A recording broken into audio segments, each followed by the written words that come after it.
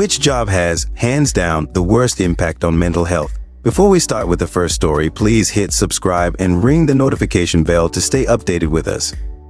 Story 1. Any job where every day you are constantly being exposed to other people's trauma. Secondhand trauma day in and day out wears on mental health. Secondhand trauma and the compassion fatigue that goes with it are so real. I worked as an English professor in one of the poorest parts of the US, and I experienced the worst depressive episode of my life.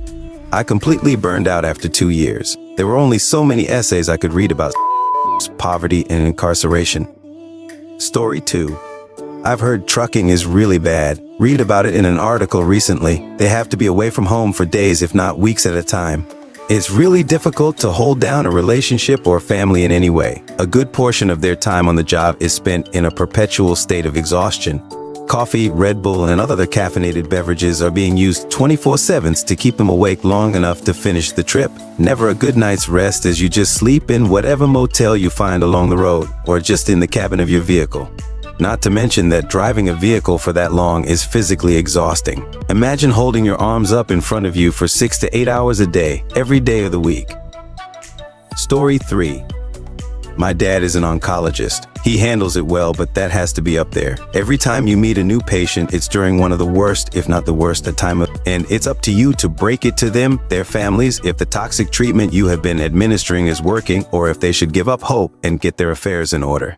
On top of that, you have them attending appointments telling you the kind of toll the cancer is taking on their marriage. So many people walk away from their beloved partner of 30 years rather than support them through this, not to mention their finances. Story 4. I have a friend who works for CPS. You wouldn't believe the number of times she's tried to get a child taken out of a horribly abusive home. Clear physical evidence of etc., but the case falls through because the police won't provide a detective who is good with children, then the child won't repeat accusations for official testimony. It's got to be up there with first responders. CPS was called by my teacher and by my birth mother on separate occasions. I was under the age of 7 and being brainwashed and coerced by my birth father and possibly my stepmother that I guess I lied to CPS despite the obvious signs.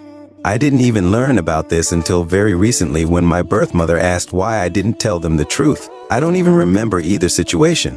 How different my life would have been had I just told the truth. Story 5. I worked in a family homeless shelter for a while, not the worst job, but overhearing like one staff member advising a guest to suck it up and try to keep her abusive husband still me. Probably the right advice, as she was an illegal immigrant and her husband had a good chance of getting custody of the children, but I could not give that advice, and I wasn't even working an overly difficult job. All things considered, was a very well-funded shelter with great resources and had guests which mostly were trying to get back on their feet. I often got put in charge of looking after the older children. Knowing their circumstances and their likely futures was one of the hardest things. Having friends going into social work always makes me sad for them. I do forestry now, more near-death experiences, but far less stress. Story 6. I don't know if it's the worst, but maybe. I'm a retired detective. In the latter part of my career, I was tasked with running our Special Investigations Unit.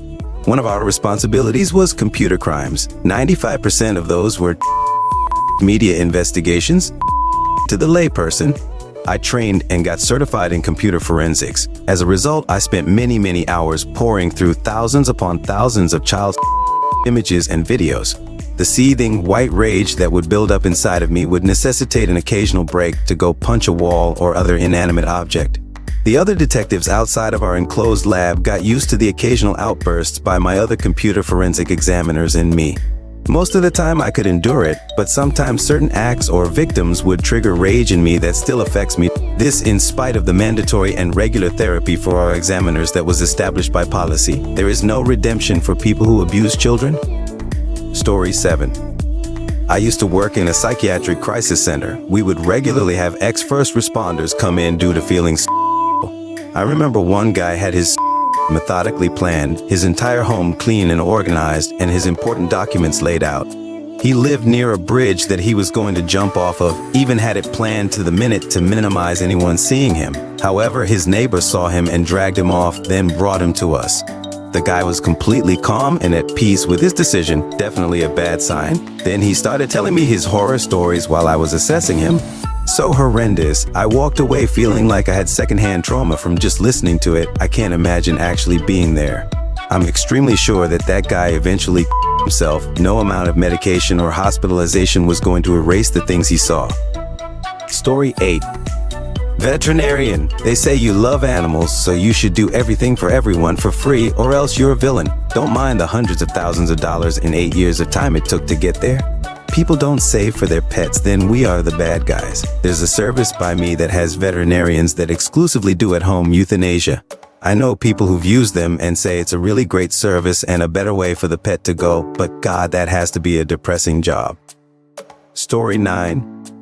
Teaching. Seriously, it is simultaneously the most rewarding and most thankless job. Not only do we deal with difficult students and difficult parents, we are mandated reporters, and the things I've had to report and have encountered is enough to lose faith in all humanity. We are accused of indoctrinating students for doing our jobs. Dude, I can't even get them to put their names on their papers. How am I going to make them gay? We are criminally underpaid for the qualifications we're required to carry, and if we dare complain about it, we're called ungrateful and just in it for the money when we should be happy for anything because we're supposed to be in it for the kids. I am in it for the kids, but I also have a master's degree with 15 years of experience. Story 10. Medical work. Statistically, I don't think anything else comes close. Oncologist. If healthcare was properly funded, I could deal with the deaths much better. But when patients are dying because I don't have access to the drugs, or hospital beds, or nursing, or time, or short enough wait lists to see me before they die, etc., that takes its toll.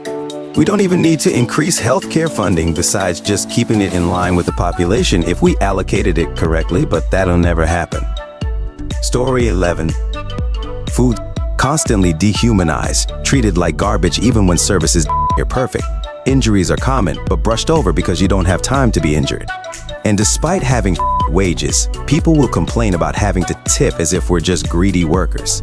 Had a genuine panic attack in the kitchen, open for customers to see with it being a cafe, because me and my one coworker were rushed, and everything that could possibly go wrong went wrong.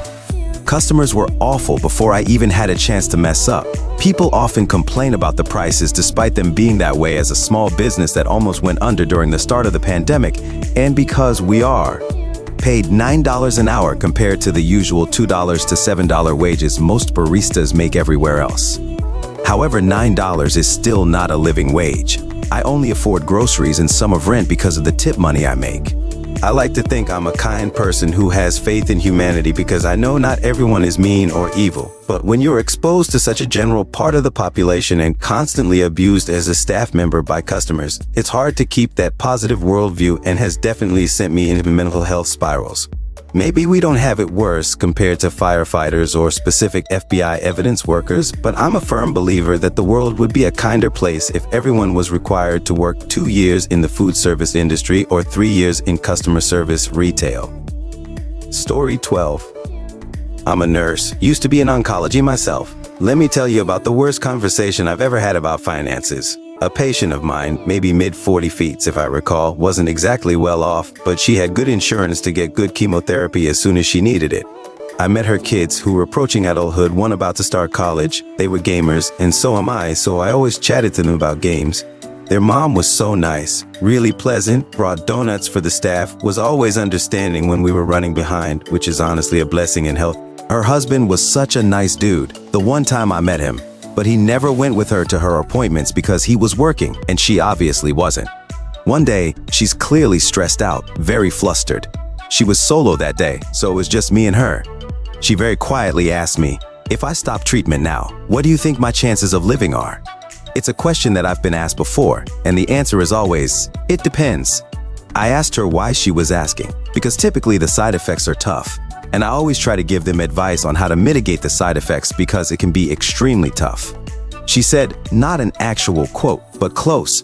"I just don't know if I want to take away from my kids' college. Husband is working all the time to make up the difference, but we're in debt, and I don't know. Maybe I should just save the money, buy them cool Christmas presents, then save for their future. I don't want to leave my husband in a mountain of debt." I didn't know what to say. What can you know? What's the greater good here? Die and leave your family a good life? Or try to survive with the possibility of death still and leave your family destitute? Do you want to spend more time with your kids, or do you want to look toward their future, albeit without you in it anymore? I cried with her because I couldn't help her. It absolutely sucks that this country has us making these choices. I left that job before she completed her treatment, but I want to believe that she survived and her family is doing okay. But I have a feeling that that's not true. Story 13.